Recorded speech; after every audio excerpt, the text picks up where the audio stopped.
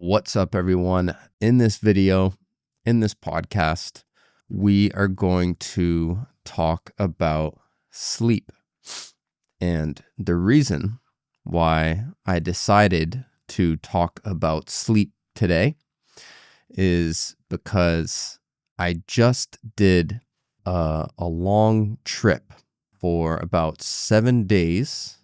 And on that trip, I slept in a few different homestays with my friends. And on a few of those nights, I didn't sleep very well. And because of that, I got a cold.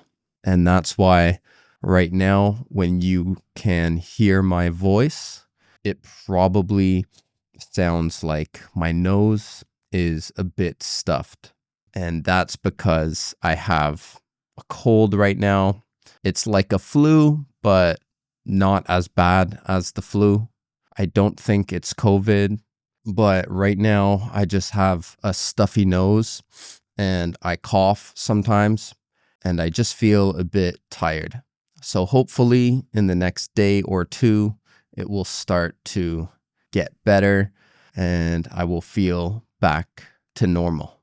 But for now, we are going to talk about sleep because sleep is so important. Every time I don't get a good sleep, well, not every time, but many times, very often, when I don't sleep well and I wake up the next day, I feel like I'm getting sick. If I only sleep maybe 3 or 4 hours, and then I wake up the next day, sometimes I feel like, oh, I need to sneeze, or there's just something not right. And so I try to make getting a good sleep a high priority. But obviously, it's easier said than done.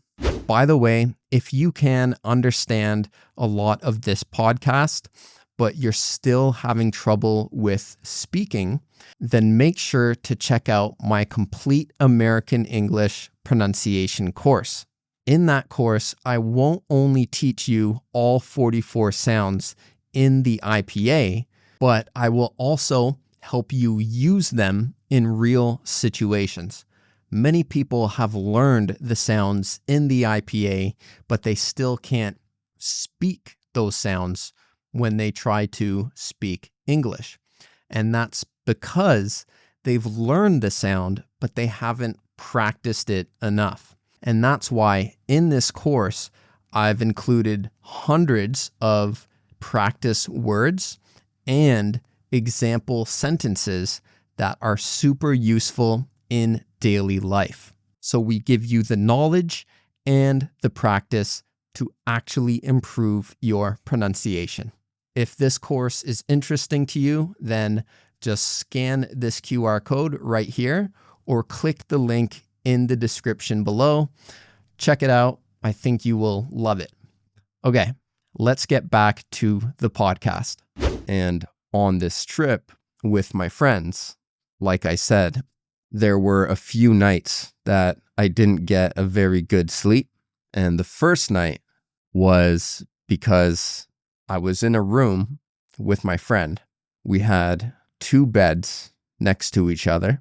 And he's the type of person that falls asleep in literally like 20 seconds. 20 seconds, he falls asleep and he is snoring. Snoring is when you're like he does that within 20 seconds of lying down. And I'm a bit jealous, to be honest. So what happened was we went to bed, and as usual, we were both, looking at our phones in bed before we sleep. And as I'm looking at my phone, I hear him breathing, like snoring. So I look over to him, but he's still lying in the bed with his phone like this. And I thought, oh, so he's just breathing loudly, but he's probably still awake. But then when I looked closer, I saw that he was actually asleep with his phone in his hand, the screen still on whatever he was watching. And he was just like in that position. And I'm like, wow, that is truly amazing. I so wish I could do that. So anyway, I think he realized and he put his phone down and then he continued to sleep. But as he continued to sleep, his snoring got louder and louder, and he started to move around, like kicking around, to the point where it would almost like scare me, like surprise me, because he would go from sleeping perfectly still, snoring, but not moving, and then all of a sudden he would be like move around really fast. And I'm like, what are you doing? He even kicked my bed at one point.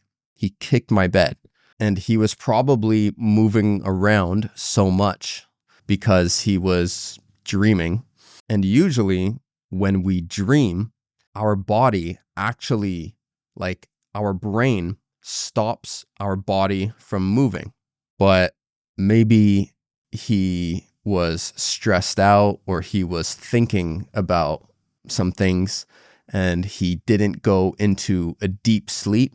So it just made him like move around, because all of the other nights on that trip, he snored very loud, but he didn't move around.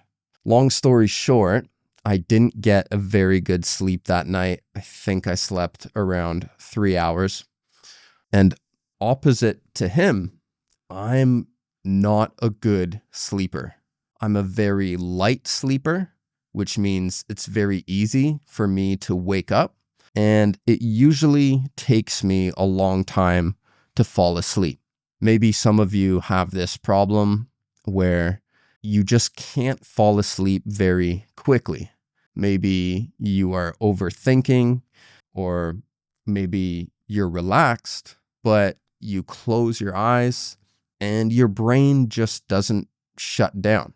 Some people are like that. Some people fall asleep really fast. Some people take a long time. And just so you know, the word to describe the condition when you can't sleep is insomnia. For most people, this isn't a regular thing. Maybe some nights they can't sleep, but usually they can. So anyway, to recap some of the words I just talked about in that part of the podcast, there's insomnia, which is the condition when you cannot sleep. For example, you could say, I had insomnia last night. But another way you could say it is just, I couldn't sleep last night. I couldn't sleep. Another word is to be a light sleeper, meaning you wake up very easily, or you are a deep sleeper. And a deep sleeper is the opposite. Someone who they sleep like a log, or they sleep like the dead, right? When they are asleep, it's very hard to wake them up, and pretty much nothing will wake them up. And that's why many people who are deep sleepers, they have to set like 5 or 6 alarms just to wake up when they want to wake up. Meanwhile, for me, I just set 1 alarm and it wakes me up immediately. But then sometimes I sleep it and then I go back to sleep, and that's when it can be dangerous. But anyway, another word we said was dream. So for example, you can have a good dream or have a bad dream. A really bad dream, we call it a nightmare. It can also be a verb. For example, I was dreaming about something, or in the past, I dreamt about something. For example, I had a dream I won the lottery, or I dreamt that I won the lottery.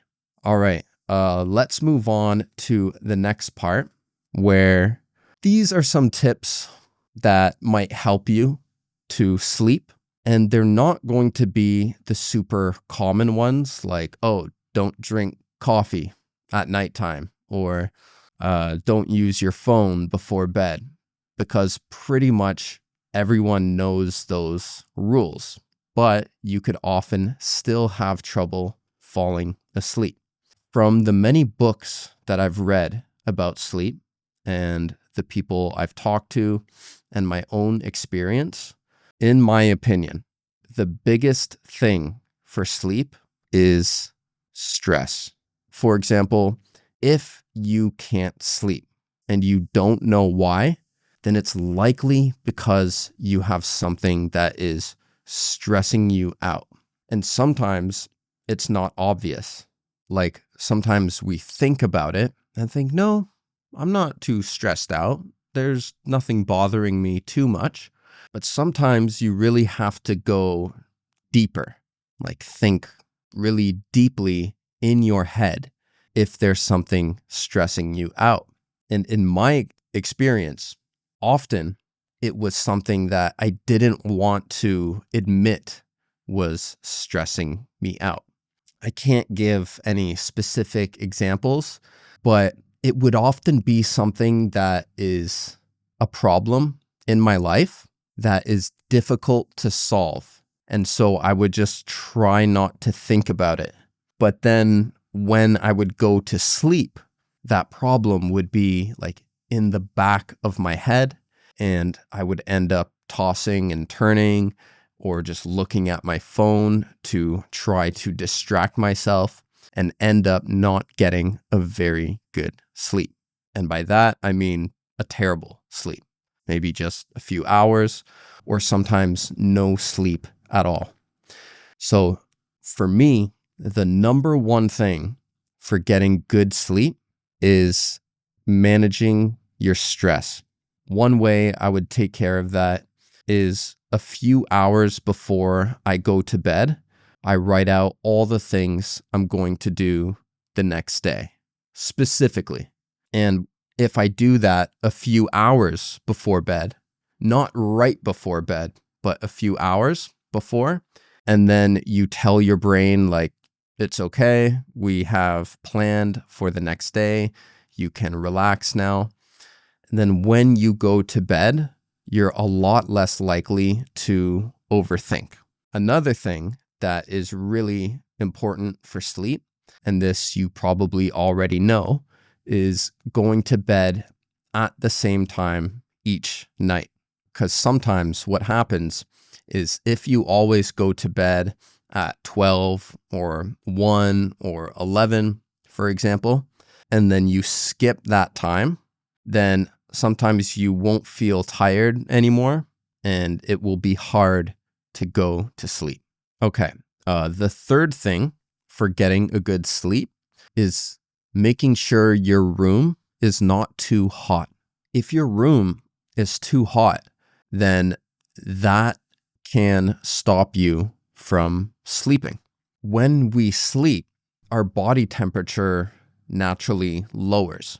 And when you look at the body temperature of a normal human being throughout the day, you'll see that in the morning, it goes up.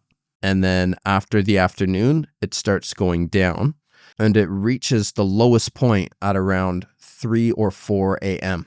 So if your room is too hot, then it will be difficult for your body to get to that low temperature. And that's what we naturally need. And that's why sometimes when it's a nice cold evening, it's easy to sleep. It's because that is how your body temperature normally goes up and down, which makes sense, right? During the day, the sun is out and it's hotter. And then during the night, it's cooler. And your body does the same thing. So the fourth and the last thing I'll mention, and these are all things that have helped me. So I'm sharing them, hoping that if you have trouble sleeping, you could try it out as well. The fourth thing is to not go to bed hungry. Many people say if you eat food before you go to bed, then you won't sleep well. But apparently, according to many studies and also my own experience, if you just eat something light before you go to bed, if you're hungry, only if you're hungry, then it will help you sleep. Because personally, if I'm hungry, it feels impossible to sleep. So usually I will make a bowl of oatmeal, just a small bowl with some water, maybe a little bit of sugar, like honey, and then I will eat that. And usually then I can fall asleep because it's not too much food.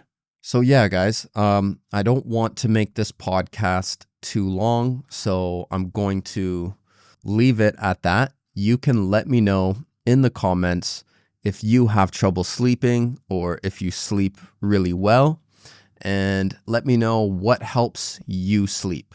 Do you have a routine before you go to sleep? Just let me know in the comments below. I am actually curious to hear what you guys do and what helps you. So anyway, thank you so much for listening to this podcast, and I will see you very soon. Goodbye.